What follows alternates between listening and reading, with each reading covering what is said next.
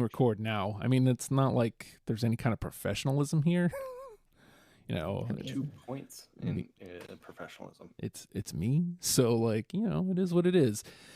But I'm gonna dial this. What do you think? Should I dial it? Should I do it? Do it? Do it. Do it. Do it.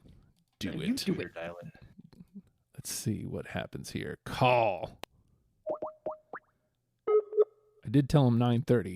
Oh, it's ringing. Can you guys hear that? Oh, yeah. Loud. Worst case scenario is he can't get to it right now. He's over here jamming out to the Skype music. Right? Hello. Oh, Chad. Hello. Hi. Hey, Chad. This is Justin, Jenny, and Tommy, and we just did a podcast about the High Strung. Wow. Thanks for doing that. So It was my That's pretty pleasure. Cool. Jenny, do you want to nerd girl out for a minute? No, I can't. Well, It's gonna be like that SNL thing. Like, hey, you remember when you guys did that song? That was great. Yeah, I love that. So I want to start here. So the way we do the show is we pick the top 10 starter kit for anybody who hasn't listened to the High Strung before. And Okay. I am one of those people. I had never heard of the High Strung before, technically 2 years ago, but I never actually listened until about 3 weeks ago. So I am one of these people we were trying to reach. And I'm going to put this to you. You and 6 million other people would like that to happen. Well, we're gonna do our part with the episode, and we're gonna do a little bit more today. I hope, because I think not to wash balls, but I think people are missing out on a really terrific band. Like I don't understand what It's the a deal crime. is here. Well, yeah, we've been asking ourselves that same question for 20 years. But so I'm gonna start here. Like the last thing we do on every episode is we pick the number one song with a bullet. What is the one song that will represent the band in our best of the year episode? And what is the one song, if you had one song from the 10 that you would tell somebody to listen to get into High Strung? And the one we came up with, before I give you the rest of the 10, was Riots of the Mind. And I just kind of wanted to get your thoughts on Riots of the Mind, and wonder if there's like a story behind that. Well, the thing I can think of right off the rip with Riots of the Mind is that it was off of our last record. Mm-hmm. The title Riots of the Mind. No, it's called Quiet Riots. And that's the first song on the album, and that's the first album we did with one of the original members of the band back in the band. He had left the band in late 2004. This is Mark Owen, and he hadn't been in the band since, and then he came and he moved back home to Detroit. I don't know, maybe 4 years ago or so, maybe 4 or 5 years ago. And he's like, I want to join the band again. And we said, okay. And so it was the first time. It was the first time in probably, I mean, I don't know. I don't think he was I think he was out of the band for like, I don't know, 15 years or something like that. Or something. I don't know, 10 years. I'm not, I wish I knew the numbers right off the bat here. I can't remember when he came back. But we quickly made Riots of the Mind, and that came out in 2018. I know. So, yeah, so that I think it's what's cool about it is that, when he got back into the band, it kind of breathed all this new life into the group, because we hadn't toured in a long time, and touring was a big part of our thing. We toured a lot. And then at some point we stopped, and then everybody started to have families and jobs and stuff like that. And then when Mark moved back home, and we made a couple of albums during that time, but when Mark moved back home, he kind of like breathed a whole sorts of new life back into the band, because it was so new to him to be in a band. So he was real, gung ho, like, hey, let's play a gig, let's rehearse this week, and let's do this and let's do that, and we'll make a video, or he was the gung ho guy, where all the rest of us were like, oh man, we've been doing this for 17 years. I don't know. It's kind of on autopilot, you know. And autopilot for us though was like still writing a number of songs and playing a ton of gigs, but there was something new and fresh and rejuvenating about him coming back into the group. So I'm Get that fresh energy coming in, Yeah. kind of. No, Yeah. I'm Yeah. He was like a little kid, you know, coming into this thing. Yeah. So Coming back to it. I'm glad you said that though. There is, so first of all, we covered, I think it was 11 was the number, 11 albums, which is normally a lot, but there isn't a misstep in the entire discography. Zero, none. They're all friggin' fantastic, which makes this show difficult. But there is something to say about Quiet Riots. There was like a different energy to it. Like I guess it came through in the music. Well, cool. I'm glad that you guys could feel that too, because it definitely felt like that to us. I think, you know, you guys even like Dragon Dicks? Yes, Yes. I like Oh, Dragon good. Dicks. Let me isolate that. Who doesn't like dragon dicks, really? Now Dicks that's like everywhere. going to be. And now somebody's going to pull that out as a soundbite and take it out of proportion. Yep. You know, Here's out of hoping. context. That was out of context. Here's hoping. Yeah, So- no kidding. So, I mean, you have, when you have such a, you mentioned that you guys just, you like, the norm for you guys was just, you know, gigging and writing, but like how to put that much great content out in this time frame, like how often were you guys writing? Like, Well, we wrote on the road. You know, like Josh Mellerman was okay. Well, so when we started off, we lived in New York, and that was 2000. I Jeez. moved there in August Wow. of 2000. So we're celebrating our 20th anniversary right now. congratulations. Thank you. Yeah, it's pretty cool. And then around 2000, let's see, I think it was 2002, we left New York on a 3-month tour. And then after that 3-month tour, we were like, I think we should just continue to go back on tour. We should take a break. Let's record our record. We were going to record it in Detroit with Jim Diamond because we really liked, you know, his garage rock aesthetic. And since we're all from Detroit, we could have probably free places to stay while we were rehearsing for it. And one by one, we just sort of started to break our ties from New York. We gave up our apartments and gave up our jobs and all this and that, collected all the stuff we had let other people borrow before we went on tour, you know, and then, you know, and that was that. So then we recorded our first record, These Are Good Times, in Detroit. And then we went right back out on tour. And then TP Records put it out in 2003. And we were just on tour nonstop for that album. And then around, like I said, around the end of 2004, we did a tour with Brian Jonestown Massacre in that time. We did a tour with a great Philadelphia band called the Capitol Years. And we did another tour at that time during that time with a band from Washington D.C. called the Carl Sonics. Oh. And they were all incredible. I loved all of those bands. Then Mark left the group. Then, you know, we just decided, basically then there was, I'm sorry. There was another guy in the band at that time. His name was Jason Berkowitz. He left after we recorded These Are Good Times. He left the group and he moved to Los Angeles. So then there were 4, and then Mark left the band at the end of 2004. And then there were 3. And that's when we decided, then we were 3, we were mean and lean, and we re-recorded our second record because we wanted to do something fresh as a 3-piece instead of doing some of the stuff we had recorded already for it with Mark. We kind of pushed those to the side and we re-recorded the record. And we had Luck You Got was on that record. And we just we rehearsed for like 3 weeks. We took 3 days and we recorded the whole thing in like Wow. 3 days. Jesus. Wow. Holy shit. Yeah.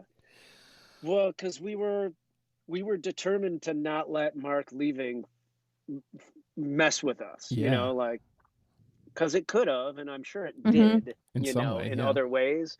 But when you're young and you're, you know, you're kind of cocky and you just want to be like, no, we're going to do this. We're going to do it. We'll do it. And we did it. So Yeah. we did, you know, you Right. could do things back then. Yeah. It was like superhuman strength or something. And then we proceeded to just be on the road pretty much nonstop for about 6 years as a 3-piece. And Oh my we God.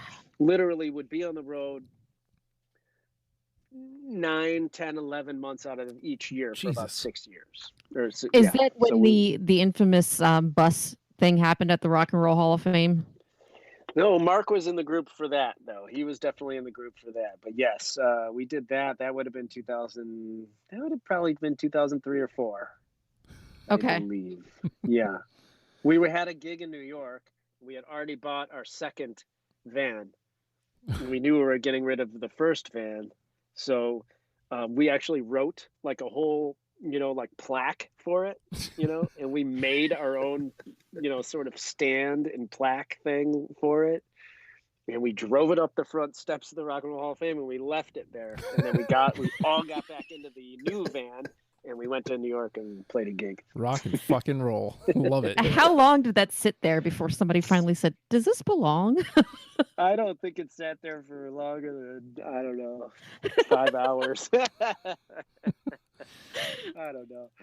So I think we ended up getting like a notification of it because we left our phone number on that plaque. Like we left the keys, you know, like, well, we wanted to leave the keys because we didn't want to stick them with like a whole thing, you know, like, Right. oh, we got to tow it now and it's going to cost us this much, you know.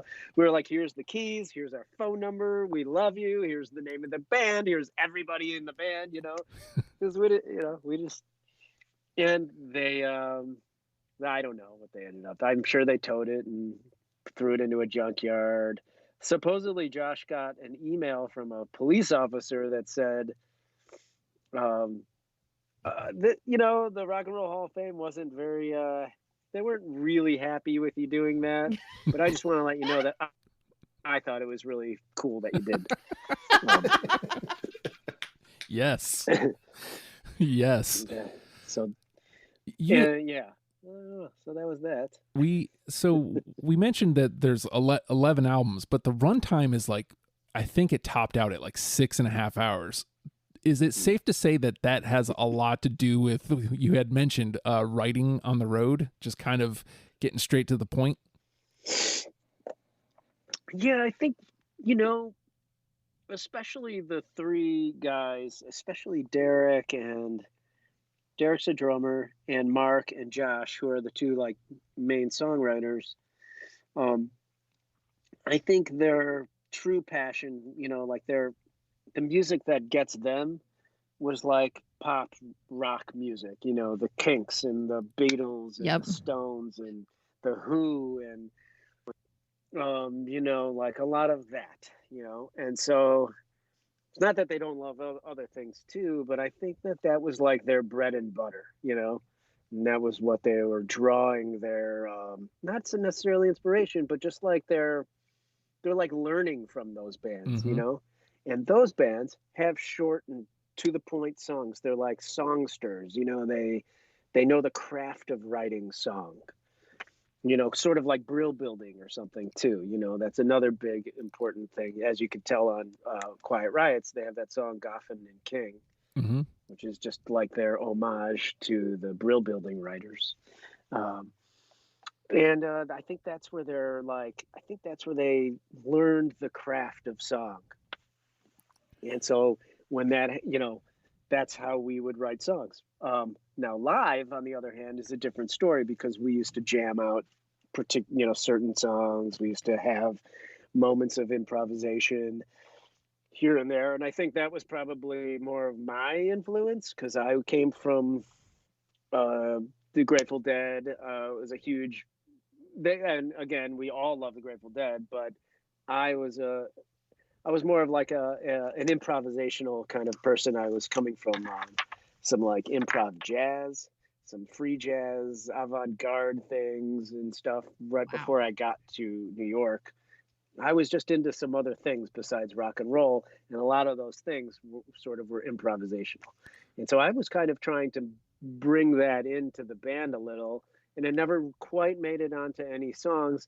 Like Model Boats is a song on Possible, Impossible. And there's like a kind of an extended solo section in that song. So sometimes they made it to record, but not very often. More of a live thing. That interests me because I never would have guessed. Like, again, 6.5 hour runtime. Like I would guess that you guys get on stage, punch you in the mouth, and get off. But now that interests me because I'd love to hear what that is like just fully extended and really kind of experimenting into some of these great tunes that, quite frankly, sometimes are done too soon. Well, like Giant, Giant was another one that we usually do sort of an extended thing in. Anything Goes was a song we used to do in a jam. Rah Rah Rah off the first record was sort of a thing we would kind of extend. But so I guess we would punch you in the nose for a while, and then we would just sort of bat you around a little bit for one or two things. Like a cat. Just kind of like a cat. Yeah. Drag one home and leave it with somebody for a present. Cute little kitties. Yeah, and then we would leave its remains at the front door for you, for the humans. Nice gift. As a gift. Yes. So as I mentioned, the point of our show is to get people into the band, and to do that, we listen to everything. Each of us gets to pluck out 20 songs, then we mash it together to create a top 10 starter kit. So I've only got to do this one other time. Tom Pappas of Super Drag agreed to talk to me about it, and that was a lot of fun. Super cool. Yeah, I think we might have played with him one time in Wisconsin or something like that, like a solo gig. Yeah. Is he like a Christian kind of rocker or something, or am I thinking of somebody else? He might be. Like, he told me he was doing the name of the current project is the Tom Pappas Collection, and I think it is kind of more like a Christian rock thing. So we might have. Yeah. Yeah, we may have shared a gig with him at some point. I remember somebody saying he's Christian, and I don't. It was good. Yeah, good music is what matters, right? Weird at all or anything like that. So maybe if we want to get people to like our band, then maybe we should omit that whole Grateful Dead section. I get it, but they wrong. All right, so I'm gonna bounce these 10 songs off you, and if you want to like throw any thoughts on the song or a little story behind it, whatever you want to do with this information. But we already told you, Riots of the Mind was our number one with a bullet. We also have The World's Smallest Violin. Yeah. Nice. Should I just go right after you say them, or you want to read the whole list, or should I just start talking about World's Smallest Violin? If you got something about World's Smallest Violin, go, my friend. Well, it really is one of my dearest, like one of my favorite songs too. Yes. Yeah, for sure. I love that. Well, and Riots of the Mind is also. I think Riots of the Mind, to me, the production on that song is great, and we got like. There's lots of cool harmony in it, and there's some different parts, and I like even tuned my E string down to a D so I could do that like Beatles ripoff, doom doo doo doom doo doo doom doo doo doo doo doom. So yeah, I mean, Riots is a really cool I just love it, and the reverb on the bass in the front, in that very beginning part. Anyway, so and then Smallest Violin I loved because. Jason Berkowitz, he when he was in the band and we started playing that song, well, generally it would be like me and him would switch on guitar and bass and occasional keyboard. But for that song, he wouldn't play any stringed instrument, and he would just go over to Derek's drum kit and just play one of the toms. He would play like a tom while Derek was playing the rest of the kit. Because it has sort of barreling, driving drum beat. Yeah. So I thought that's like an interesting thing that never happened on any other song, and really never. Oh, Josh would do it then also we would start jamming a little bit. I think when Palmer got in the band, we would do that song occasionally. It's a Mark song, but we would still sing it even though he wasn't in the band. Oh. And I think, and there was, yeah, because Mark and Josh were still, they continued to be, everybody continued to be friendly with each other, you know, while he wasn't in the group. So it wasn't weird. It wasn't too weird for us to just do one of his tunes. Gotcha. And then Josh would do the thing on the floor tom while me and Derek and Stephen Palmer would like kind of do the end section. And I like it too. They're like the bass kind of plays chords on it. Mm-hmm. Yep. So it's got a sort of a different, like, to me, it has like sort of an indie, sort of more indie rock kind of like drab feel to it that I like. Mm-hmm. So yeah, there's World's Smallest Violin. Great, you know, and I imagine he must have gotten that catch line from Reservoir Dogs, maybe. You know what this is? It's the world's smallest violin playing for these girls. I don't know. I never asked him where he got it from. Yeah. I just assumed it was from Reservoir Dogs. All right. So then we've got The Luck You Got. You know, Luck You Got. Right. It's our biggest. It's our hit song. It's our hit song that nobody knows. You know? Right? It's right. Let's change that. We'll try to change that here. Then we got What a Difference a Day Makes. Ooh, wow, you guys went deep. I love that tune. What a Difference a Day Makes was one of the first songs we worked on when I moved to New York. Like I remember, and they had worked it out where like Mark was playing the bass on it. Even though on the recording I play that bass line, but that's the line he played. So I just mimicked everything he did. And Jason Berkowitz, we call him Berko. And Berko was playing a keyboard for that. So I was like, I guess I'm playing guitar on this one. So I wanted to like make these like sort of leady parts to it. And it's a really cool song. I think on the recording too, there was a lot of like production stuff where we like pulled stuff out and it would just be like the keyboard for a section, but that's not necessarily how we played it live. So we ended up sort of arranging it while we mixed it, and that became the arrangement of the song afterwards. Nice. And great song. I love What a Difference a Day Makes. I always wanted to do a remix version of that song and call it What a Difference Delay Makes. But that never happened. I don't know anybody. I mean, it's like, nah, I'm not going to remix it. I don't know how to do that. It's just a good title. I like the wordplay. I like it. I think Josh had a whole thing about the title of that song, though. What a Difference a Day Makes. Like it's kind of like a saying, like sort of a old time, like kind of throwaway, like cliche or something. And I think he wanted to like sort of write around that notion. All right. I like it. Yeah, me too. We got Human. Wow, Human. Okay. Hold on a second. I got to write down all the songs because the guys will ask me which ones do you guys picked.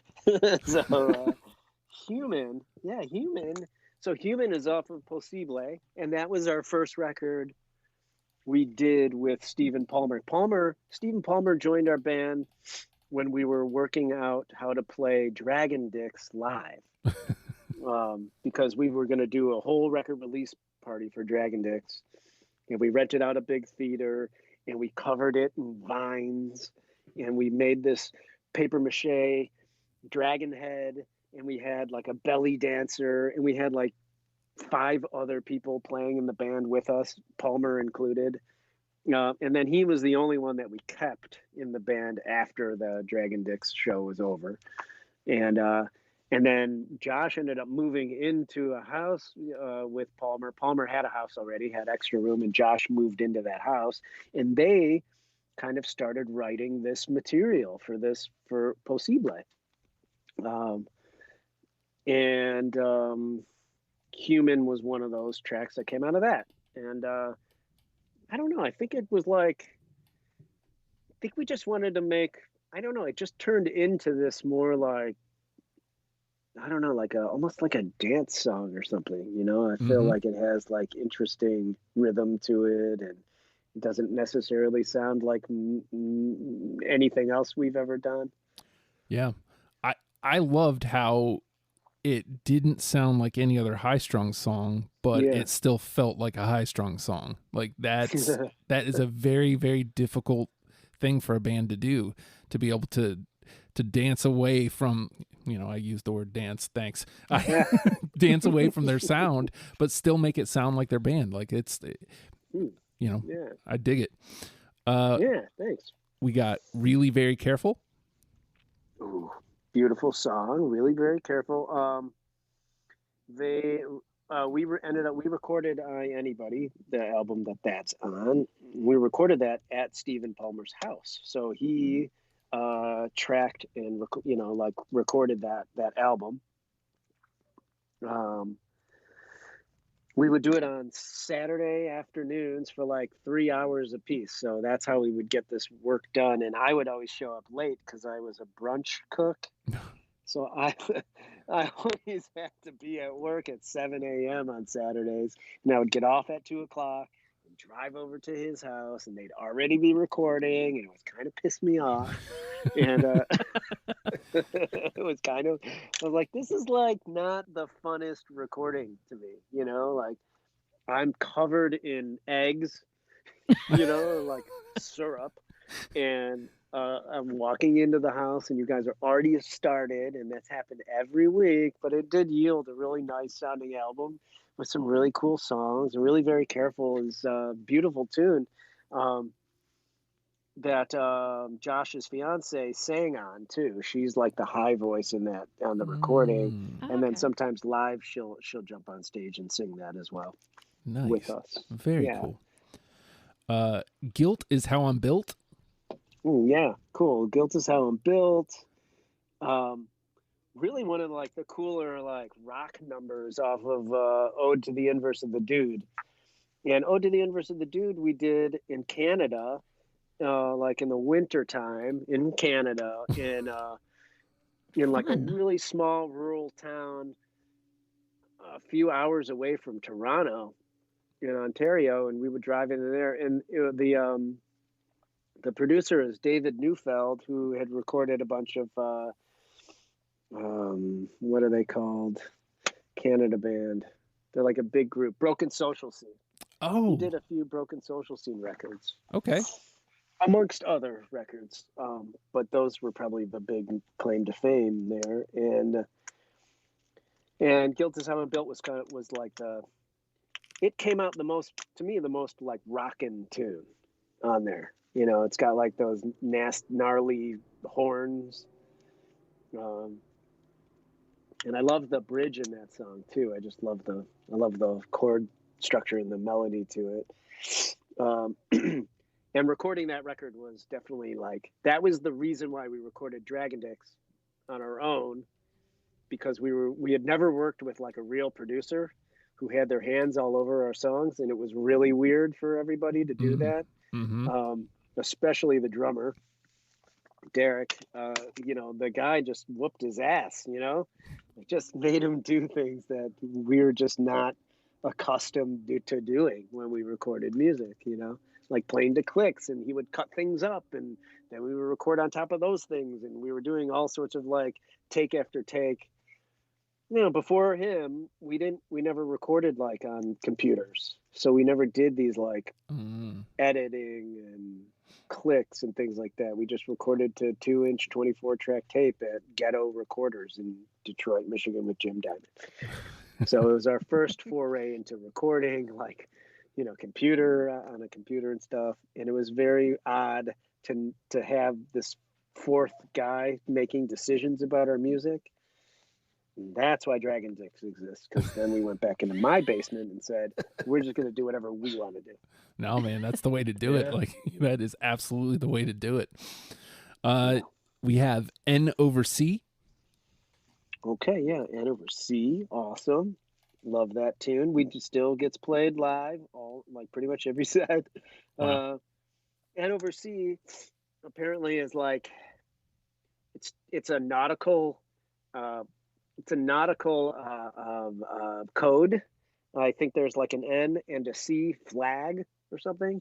And I think it's a distress code or a distress signal that you would put up the N over C's, those Wow. flags, and it was like distress, like a sign, if our love should ever, broken, be a sign. So that's N over C. You just added a whole extra level to that song for me. Yeah. Thank you. Nice, yeah, cool. All right. That's Josh and Mark. Josh. He's a writer, and he's written. I think he wrote like 15 books while we were on the road. Jesus. Wow. He wrote Bird Box. Box. And so he has that kind of, and Mark as well. Mark is he's got a PhD in English and literature. So like those guys like to, it's not just ooh baby for them. Yeah. There's been a few times I like researched into the songs in, it's tough to find lyrics online so that, because I need to like read the lyrics to songs sometimes. Yeah. It's tough to find them online, but when I do, like I start looking into it and I'm like, some of these songs are way too smart for me. Most songs are way too smart for me. All right. Number 9, we have Wrecking Ball, baby. Wrecking Ball? Yeah. Wow. You guys went deep. You guys had 2 off the soap. Yep. Interesting. Wrecking Ball also, I play guitar on that one. And I remember recording the guitar solo and Jason Berkowitz saying to me, like when you play it, think of it like kids, are going to hear this song in 20 years and they're going to want to like learn note for note how you played the solo, it was kind of like before Wrecking Ball, we were sort of like really kind of into a garage thing, and Wrecking Ball felt a little bit more aggressive than the other songs we had been writing up to that point.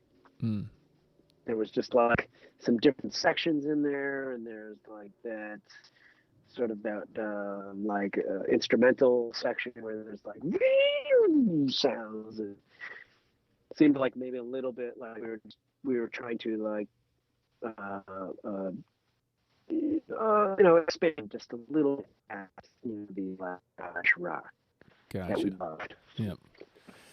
And we round it out with Maybe You're Coming Down with It.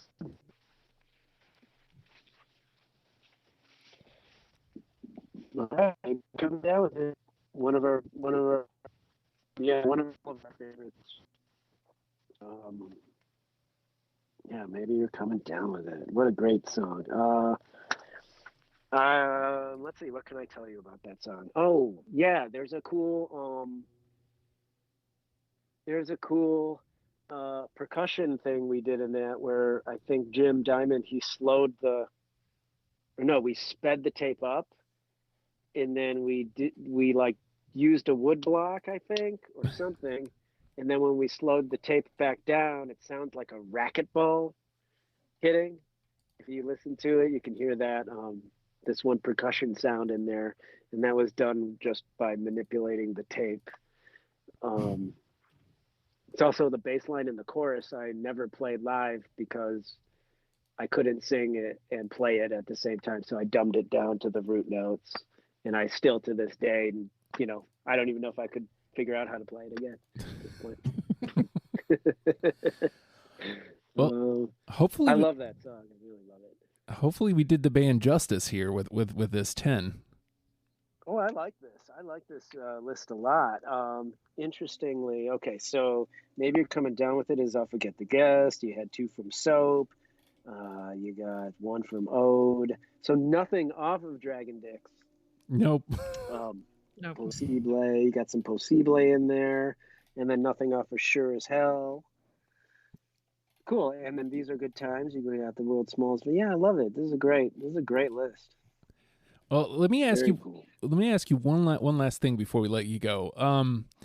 You mentioned like you guys have just kind of always been on the go between writing, between touring and stuff. I can't imagine right now is a very happy time in High Strung world. Well, I mean, we really haven't been touring probably since 2011 Oh. or so. So we just some reason I think we may have burned ourselves out before we, had a chance to even tour as the band that played the song for Shameless, Mhm. and I think that may have been a deter. I think that wasn't a great move, is all I'm saying. Like, looking back in retrospect, we probably should have capitalized on having that song out there once a year, gaining popularity through that television show. And we just never got it together to go and tour. I think people's lives just kind of got in the way of it, and it is what it is, and that's just what happened for us.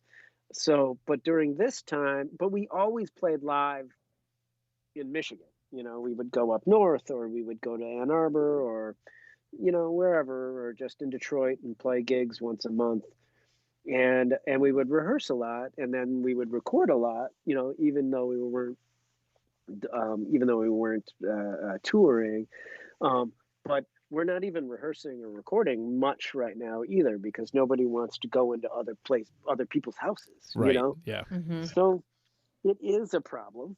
I can imagine, I imagine, I don't know. We have a 20-song record that we've been working on. Ooh. Yeah.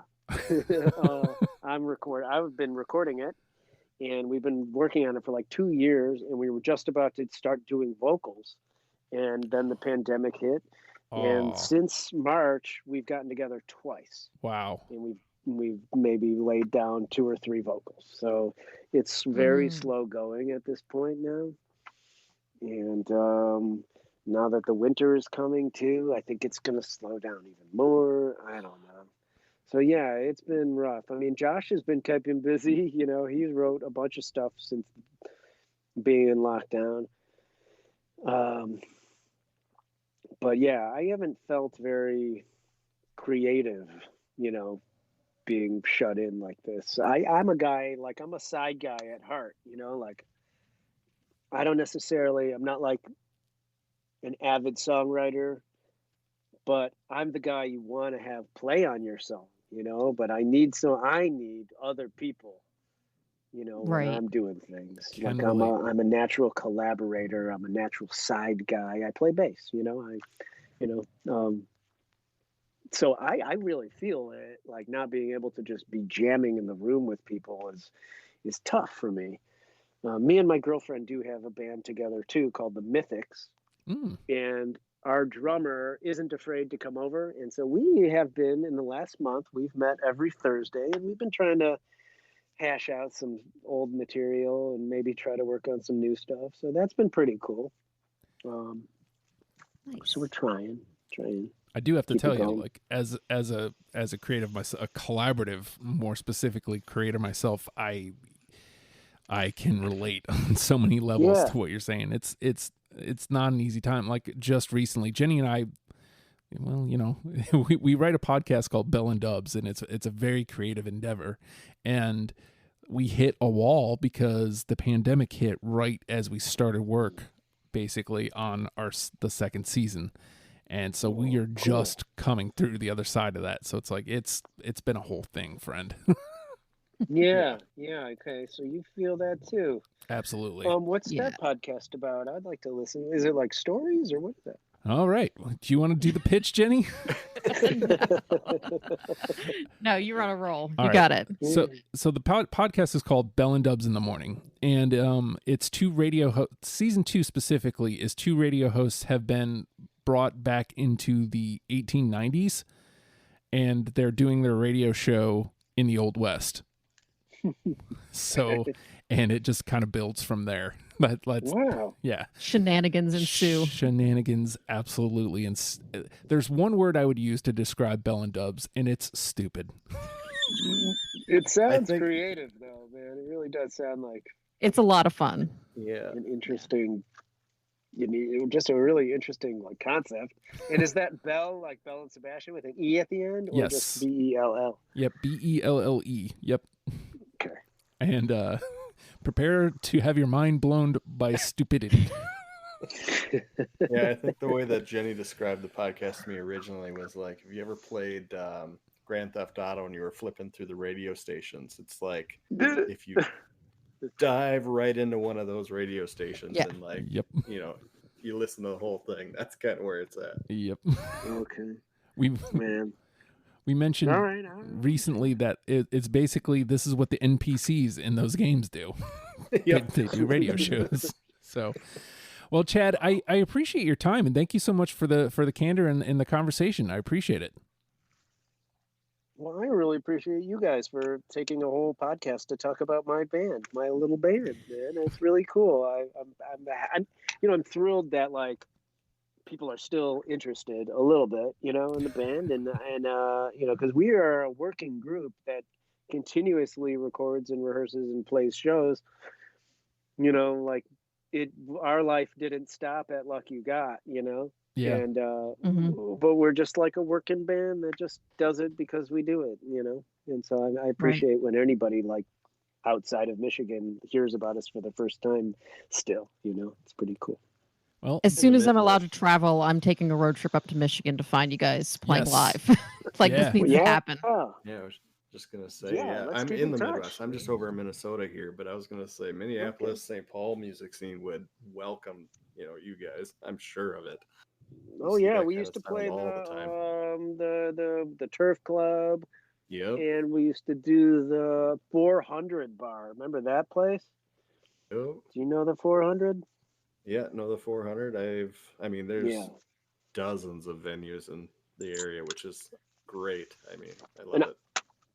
I was just on tour last year with another band. I had to, what do you call it when you're like cheating on your wife? I had to step out Yeah. on the high strung and go play bass with somebody else. This local gal named Steph Chura. She's on Saddle Creek Records, and so she had a nice tour lined up, and I was like, yeah, I'll play bass for that. So we played at the 7th Street Entry. Oh, I last- love that. last That's summer. one of my favorite venues. It was great. Yeah, it was incredible. Well, I think that about wraps it up, Chad. Again, thank you so much for your time. Have a great evening. Thanks, man. You guys too. It was really nice meeting you all. Thanks. Good night. All right. Night. Night. I don't know how to end these things ever.